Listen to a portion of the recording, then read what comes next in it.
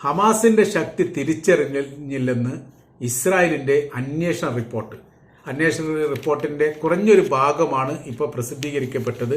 അതിൽ അവർ പറയുന്ന കാര്യം ഇങ്ങനെയാണ്: തൊട്ടടുത്ത അയൽ രാജ്യമാണെങ്കിലും അയൽ പ്രദേശമാണെങ്കിലും അവരുടെ സൈനികപരമായിരിക്കുന്ന ശക്തിയും ബലവും തിരിച്ചറിയാൻ വേണ്ടി ഇസ്രായേൽ സാധിക്കാത്തതാണ് ഒക്ടോബർ 7-ാം തീയതി നടന്നിരിക്കുന്ന ഈ അക്രമത്തിന്റെ യഥാർത്ഥമായിരിക്കുന്ന സത്യം എന്ന് നമ്മൾ അത് നിഷേധിച്ചിട്ട് കാര്യമില്ല. അതാണ് അതിന്റെ യാഥാർത്ഥ്യം. ഹമാസിന്റെ ആളുകൾ അല്ലെങ്കിൽ ഫലസ്തീനിൽ ഇസ്രായേലിനെതിരെ യുദ്ധം ചെയ്യാൻ വേണ്ടി തീരുമാനിക്കപ്പെട്ടവർ അതിർത്തിയിലെ 60 ഇടങ്ങളിൽ നിന്ന് ഒരേ സമയത്ത് സംഘം ചേർന്നുകൊണ്ട് ആക്രമിക്കപ്പെട്ടു. ഒരിക്കലും അതിർത്തി കാവൽ നിൽക്കുന്ന ഇസ്രായേൽ സൈനികർ അത് പ്രതീക്ഷിച്ചിട്ടില്ല. ഇങ്ങനൊരു സംഭവം ഉണ്ടാവും എന്ന് മൊസാദ് അടക്കമുള്ള സംഘം റിപ്പോർട്ട് ചെയ്തിട്ടുമില്ല. അവിടെ ശക്തിയെ കുറച്ച് കാണിക്കുകയും അവരത്ര നമ്മൾക്ക് നേരെ അങ്ങനെയൊന്നും ആക്രമിക്കുകയില്ല